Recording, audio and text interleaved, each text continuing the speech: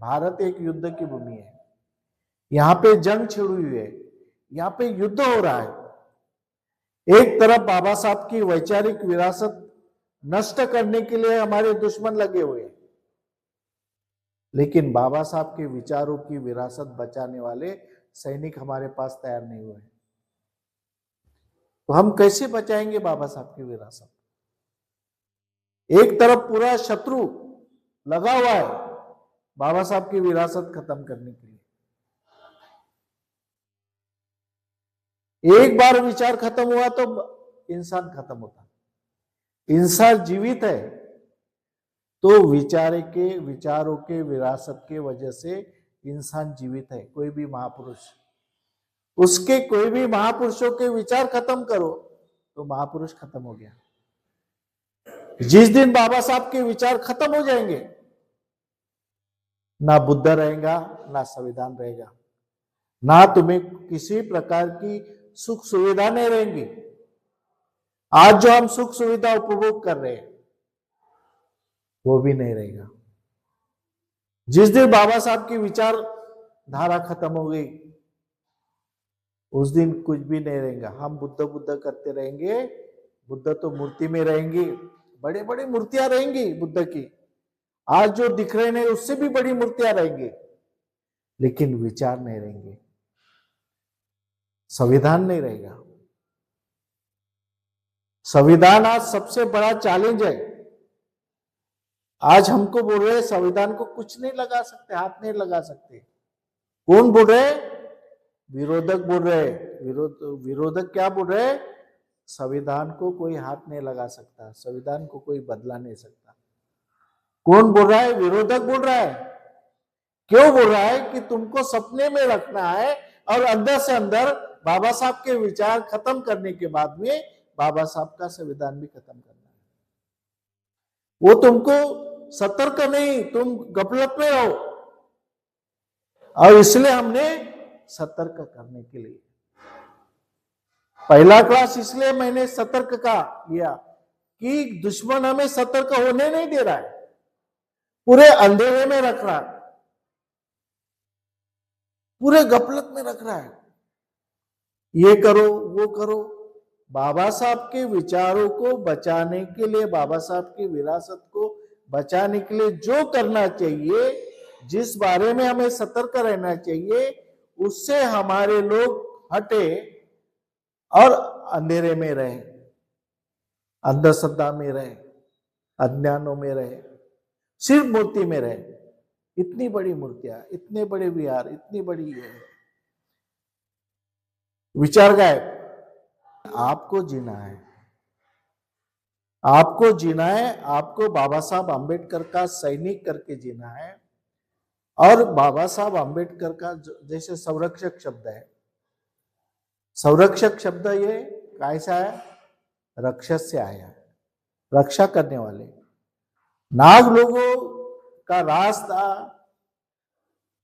नाग लोग राजा थे, उनकी विरासत थी, और उन्होंने वैदिक संस्कृति के ऊपर विजय प्राप्त किया था। नाग लोगों ने, वैदिक संस्कृति के लोग, वैदिक सभ्यता, निसर्ग को जलाने वाले, निसर्ग को नष्ट करने वाली संस्कृति जो यज्ञयाग संस्कृति थी, जो निसर्ग को नष्ट करने वाली संस्कृति थी, उसके विरुद्ध संघर्ष करने वाले नाग संस्कृति थी, नाग लोगों की संस्कृति थी, जो उन्होंने निसर्ग को बचाया, पानी को बचाया, जंगल को बचाया, सभी को बचाने वाली संस्कृति थी, उसके संरक्षक थे। लेकिन बाद में उस संस्कृति को, नाग संस्कृति को जलाया गया, नष्ट किया गया। क्यों? गफलत में रहे वो लोग, गफलत में रहे वो लोग, सतर्क नहीं थे, अवेकनेस नहीं था, तो वो खत्म हो गए। नाग संस्कृति खत्म हो गई। और जो संरक्षक थे नाग, उसको क्या बोले? राक्षस। जो संरक्षक थे, राक्षस किसको बोला था? नाग लोगों को राक्षस बोला जाता था और नाग लोग संरक्षक थे, रक्षक थे। उनको राक्षस, इतने बड़े राक्षस, इतने इतने बड़े दांत, इतने बड़े, क्या उनका विद्रूप करके, अरे कितने नाग कन्या इतनी सुंदर थी, नागों कितने सुंदर थे। लेकिन इतिहास इतना बदला दिया कि आज राक्षस बोले तो हमारे नजर के सामने एक अलग आदमी दिखता है, क्योंकि हम अपने संस्कृति की रक्षा नहीं कर पाए। क्यों नहीं कर पाए? क्योंकि हम सतर्क नहीं थे। हम सतर्क नहीं थे, हम जागरूक नहीं थे। सम्राट अशोक के काल में पूरा भारत बौद्धमय था, आप सबको मालूम है। लेकिन हमको गुलाम बनाया। क्यों गुलाम बनाया गया? क्योंकि हम सतर्क नहीं थे। हम सतर्क नहीं थे, हमको गुलाम बनाए। आज भी हमें सतर्क नहीं रहने दे रहे हो। आज भी कहीं ना कहीं हमें गुलाम बनाने की प्रक्रिया शुरू है। और उस जमाने से जो एक परंपरा चली नागवंशियों की, आज नागवंशियों का प्रतिनिधित्व करने वाला डॉक्टर बाबा साहब आम्बेडकर है। वही नाग संस्कृति की रक्षा करने वाले हमें अभी बनना है। जो असली नाग है बाबा साहब आम्बेडकर, जिसने नाग संस्कृति को फिर से जिंदा किया। और हम अगर अपनी संस्कृति की रक्षा नहीं कर पाए तो ये भी संस्कृति खत्म हो जाएंगी। बाबा साहब की विरासत है। बाबा साहब ने कोई अपने लिए पैसा, धन दौलत नहीं छोड़ के गया। धन दौलत से भी बड़ी विरासत है विचारों की, वो विरासत। वो बाबा साहब ने विचारों की विरासत हमारे लिए छोड़ के गए। उस विरासत की रक्षा करने के लिए पल पल हमको सतर्क रहना है। इसलिए मैं बोला, ये पूरा सब्जेक्ट इसलिए बोला, पल पल आंखों से सतर्क रहना है। जो चीज देखते हैं उससे सतर्क रहना है। जो हम कान से सुनते हैं उससे सतर्क रहना है। जो शब्द लोगों के सुनते हैं उससे सतर्क रहना है। जो किताबों में लिखा है उससे सतर्क रहना है। जो मूर्तियां दिखती बड़ी बड़ी आंखों से, उससे सतर्क रहना है। हर चीज, हर कदम से हमको सतर्क रहना है। स्पर्श से सतर्क रहना है। स्पर्श खतरनाक है सबसे। जो आर्य लोगों ने, जो राक्षस लोग थे, उनको नष्ट करने के लिए क्या किया? अपनी लड़कियां भेजा, सुंदर लड़के आर्य लोगों की। जो वैसे वो सुंदर लोग थे आर्य, जो बड़ी अच्छी नाक, ऊंचे, गोरे। आज भी ईरानी लोग देखते हैं कैसे रहते, वो ईरान से आए थे। वो अपनी लड़कियां, अपनी बहू बेटियां भेज करके राक्षस लोगों को जो रक्षण करते थे नाग संस्कृति का, उसको खत्म किए। तो आज इसलिए मैंने कहा कि जो स्पर्श है, कांटेक्ट है, ये सबसे खतरनाक है। उससे भी, कांटेक्ट से भी सब हमको सतर्क रहना है। किससे कांटेक्ट रखना, किसको स्पर्श करना, किसको नहीं करना, किसके चंगुल में फंसना है, किसके चंगुल से बाहर निकलना है, ये सारी बातें हमें सतर्कता से करना है। जितना हम सतर्क रहेंगे उतना हम अपने रक्षा कर सकेंगे, उतना हम सुरक्षा कर सकेंगे। और ऐसे लोग बहुत कम हैं। आज भारत में हम सर्च करते हैं, रिसर्च करते हैं। यहाँ पे बुद्धिस्ट सेमिनरी में रिसर्च चलता है। जब हम रिसर्च करते हैं, 1000 आदमियों में एक आदमी मिलता है, बड़ी मुश्किल से। 1000 आदमी में एक, मुश्किल से एक आदमी मिलता है जो बाबा साहब के विरासत को बचाने के लिए, संरक्षण करके काम करने के लिए 1000 आदमी में एक बड़े मुश्किल से आदमी मिलता है। और उसके ऊपर भी जब हम भरोसा करते हैं, वो जब इंसान हमें धोखा देकर जाता है, तब हमारा दिल क्या बोलता होगा? तब हमें कितना धोखा लगता होगा, कितनी गद्दारी लगती होगी। 1000 लोगों में एक आदमी मिलता है, उसको हम डेवलप करने की कोशिश करते, वो भी हमको धोखा देता है, तो किससे भी विश्वास रखें, किससे भरोसा रखें। इसलिए आज बाबा साहब की विरासत खतरे में आई है। विरासत को बचाने वाले लोग आज हमें नहीं मिल रहे हैं। इसलिए हम अपेक्षा रखते हैं कि तरुण पीढ़ी से कोई युवा आगे आए, कोई युवती आगे आए, कोई लड़की आगे आए, लड़का आगे आए। अब आपकी जवाबदारी है। इसलिए ये जो विषय दिए है, ये विषय की गरिमा समझो।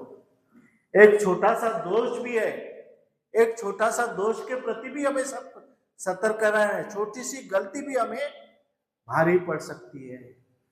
छोटी सी चिंगारी भी पूरे मकान को जला सकती है। छोटे दोष के प्रति, परिणामों के प्रति क्या परिणाम होंगे? अभी तो अच्छा दिख रहा है, लेकिन उसके भविष्य के परिणाम को देखो।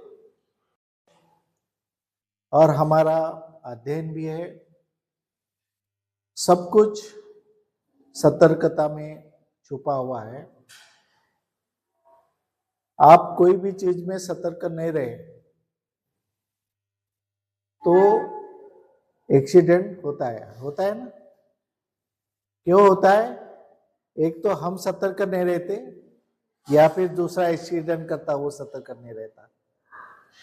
दोनों में से किसी की गलती होती है और फिर एक्सीडेंट होता है, जान गंवाना पड़ता है। इसलिए हमें सतर्क रहने की आवश्यकता है। जैसे हम आंखों के बारे में देखें, जब हम किताब पढ़ते हैं, स्टडी करते हैं, आप सभी स्टूडेंट हैं, और बंटी जी ने बोला कि स्टूडेंट के लिए ये करो। हमें बाबा साहब के विरासत को बचाना है।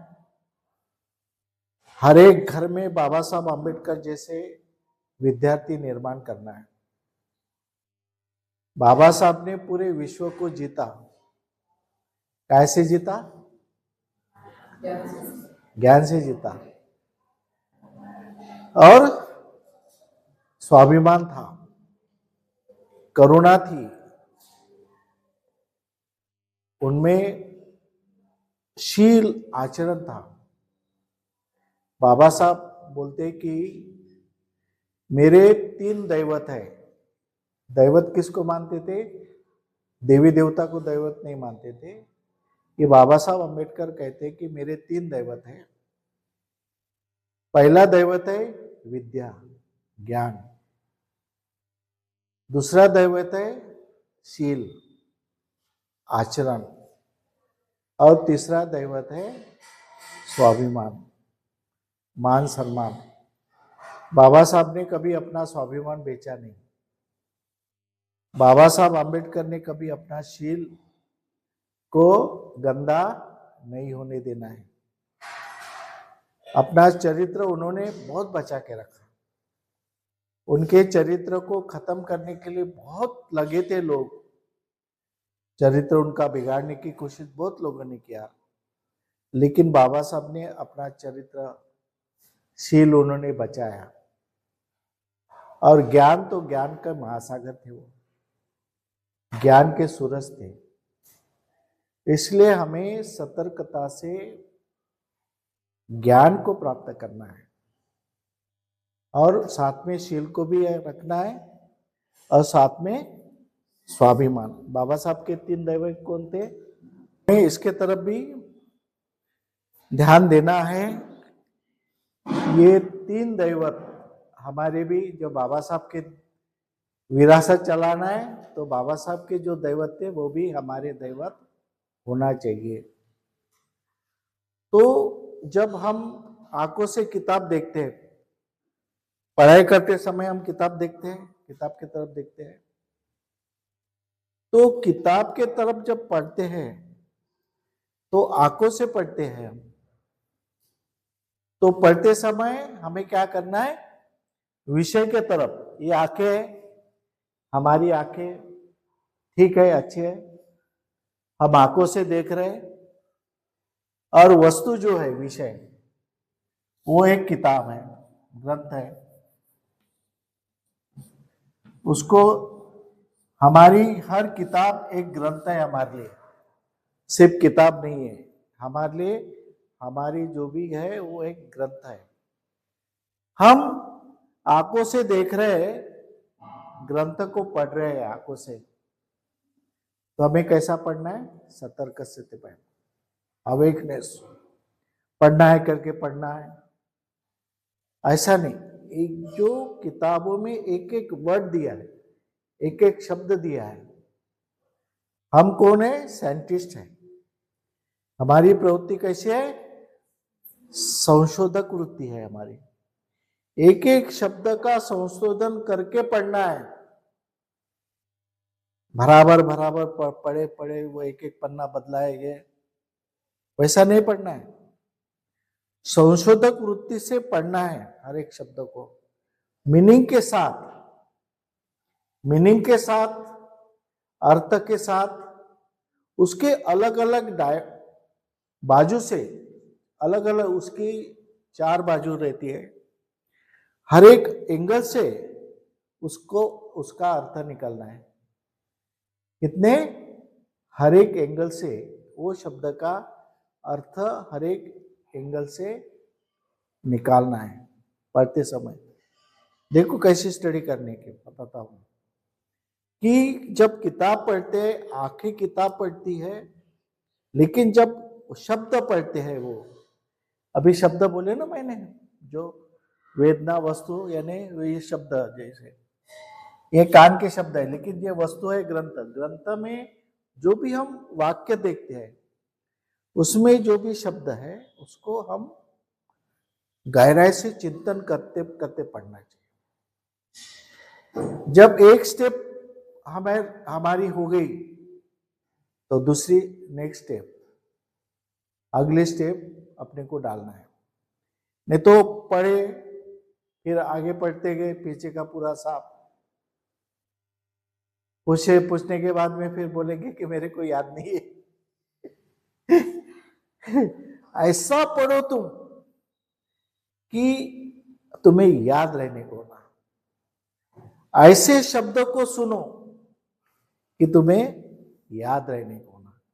शब्द तो सुनना है, लेकिन लेक्चर सुनते समय इतने सतर्कता के साथ में सुनना है कि ताकि तुम्हारे दिल में पहुंचे हो। ये इंद्रिय हमारे, ये दरवाजे है, ये यहां पे चिंतन नहीं होता।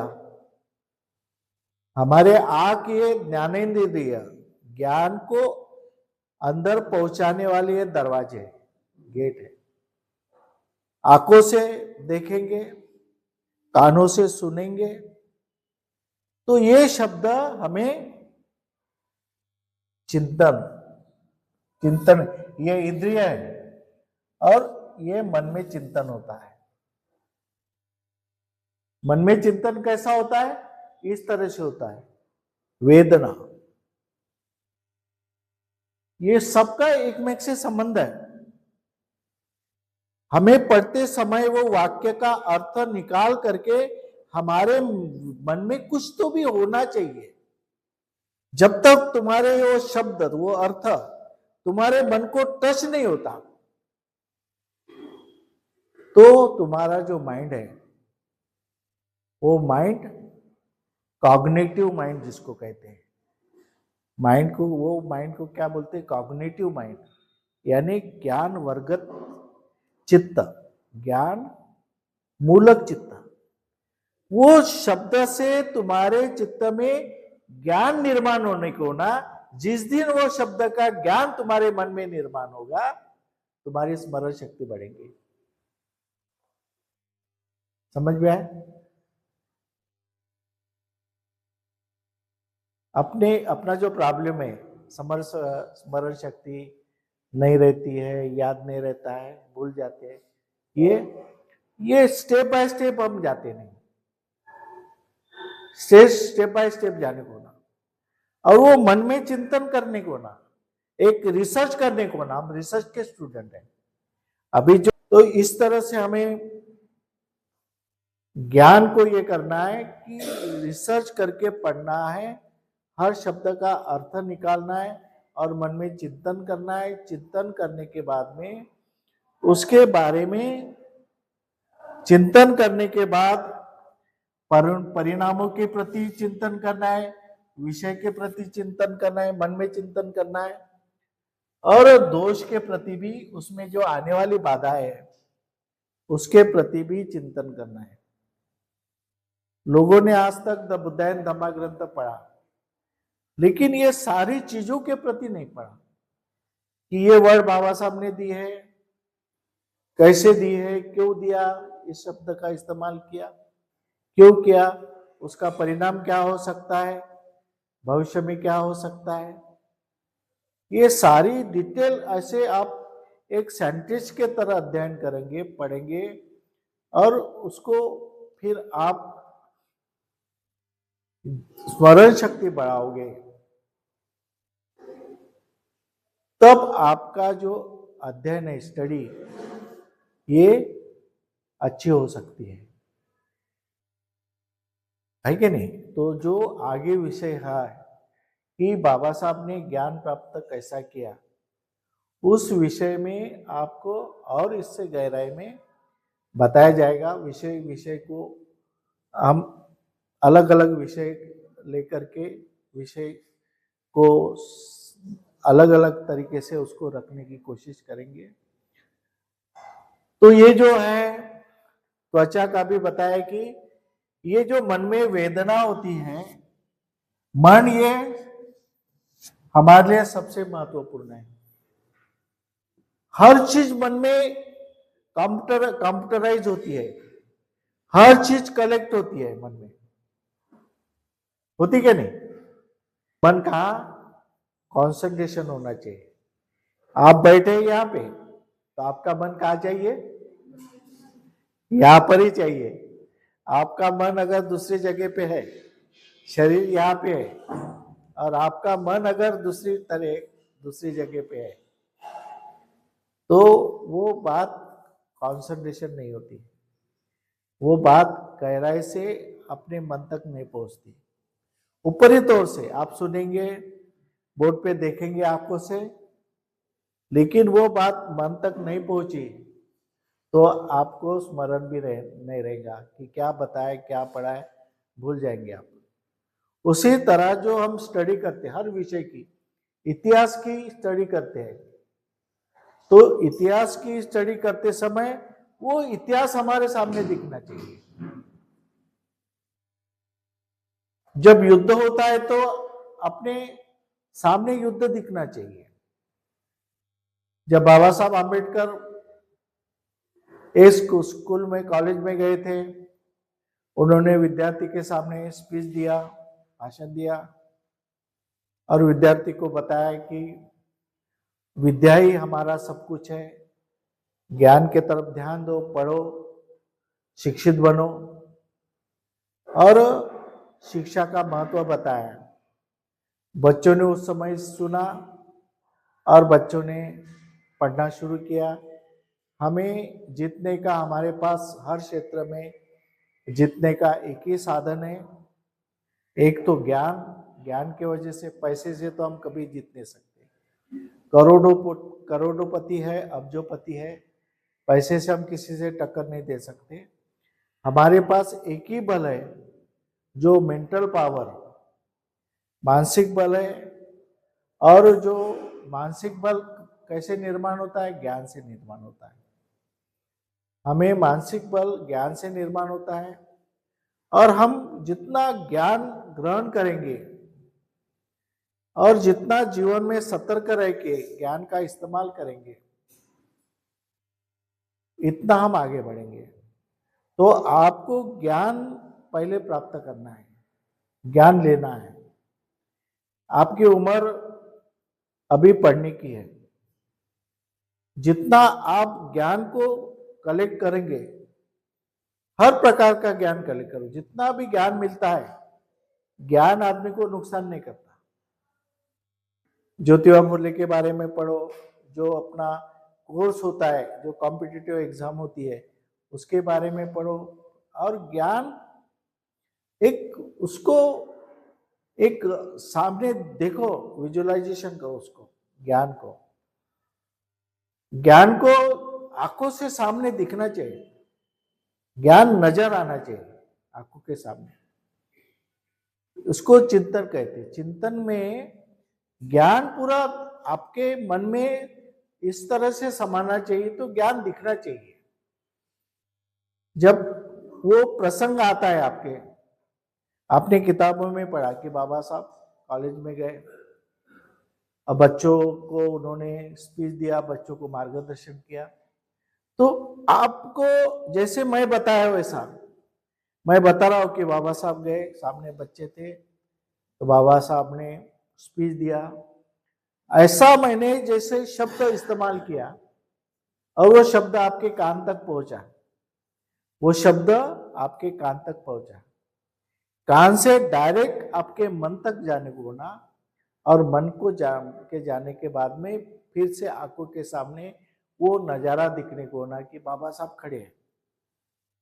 आपके मन में कौन सी भूमिका आना चाहिए कि बाबा साहब खड़े हैं और बच्चे सामने बैठे हैं। बाबा साहब कैसे खड़े, वो दिखने को ना, बाबा साहब कैसे दिखते थे वो पूरा दिखने को ना, कोट टाई के साथ में बाबा साहब खड़े, वो अपना दृश्य, अपने एक शब्द से वो दृश्य अपने सामने आने को ना कि बाबा साहब टाई और कोट से खड़े हैं, और वो लोगों को, बच्चों को बता रहे कि तुम पढ़ो, विद्या ही हमारे लिए सब कुछ है और हमारे शील सब कुछ है, आचरण हमारे लिए सब कुछ है और स्वाभिमान हमारे लिए सब कुछ है। ये तीन बातें बाबा साहब ने विद्यार्थी को बताया। ये विजुअलाइजेशन करोगे जब ये जो मैंने एक उदाहरण दिया आपको, ये आपको पढ़ते समय ये पूरा देखना है। महाराणा प्रताप की युद्ध हो रहा है, वो चेतक नाम का घोड़ा दिख रहा है आपको, हल्दी घाटी में युद्ध हो रहा है, घोड़ा दिख रहा है, महाराणा प्रताप दिख रहे, घोड़े पे बैठे दिख रहे, हाथ में तलवार दिख रहे, तो पूरा जब दृश्य तुम्हारा नजर के सामने आता है तो वो विजुअलाइजेशन से तुम वो भूल ही नहीं सकते, कभी नहीं भूल सकते वो चीज। हम कहते हैं स्मरण शक्ति नहीं रहती ना, तो वो चीज तुम्हारे नजर के सामने आने को ना, वो पूरा इतिहास सामने आने को ना, रमाई का इतिहास सामने आने को ना कि रमाई ने ऐसा जीवन जिया, बाबा साहब कैसे पढ़ते थे, किस तरह से बाबा साहब कुर्सी पे बैठते थे, किस तरह से बाबा साहब के सामने एक दिन ने 13 से 16 किताब रेफरेंस में रखते थे, रेफरेंस के लिए। वो किताब आपके नजर के सामने आने को ना, वो टेबल नजर के सामने आने को ना, बाबा साहब बैठे हुए नजर के सामने आने को ना, बाबा साहब ने एक नोटबुक की कॉपी बाजू में रखे, वो आपके नजर के सामने आने को ना, बाबा साहब नोट्स लिख रहे हैं, वो आपके नजर के सामने नोट्स निकाल रहे हैं, वो आपके नजर के सामने आने को ना। ये सब बातें पढ़ाई करते समय, ये सब बातें आपके नजर के सामने आने को ना, और हमें चिंतन करना है। जैसे अभी क्लास में पढ़ा रहे हैं, सवेरे से क्लास चल रही है, तो तुम थोड़ा चिंतन करो बैठ करके, कि रात को सोने के पहले चिंतन करना है आपको कि आज दिन भर से हमारे क्लास में क्या चला, कौन सा सब्जेक्ट लिखा, कौन सा सब्जेक्ट पढ़ाया, किस तरह से बोर्ड पे लिखा था, किस तरह से बनते राहुल बोधी जी ने आपको बताया, किस तरह से बनते धम्मसारथी जी ने बताया, किस तरह से पढ़ाया, ये सब आपको बिल्कुल रात को सब आने को ना नजर के सामने, और सवेरे आपको कल पूछे तो वो विषय के बारे में पूरी तरह से जानकारी आपके मन में निर्माण होने को ना।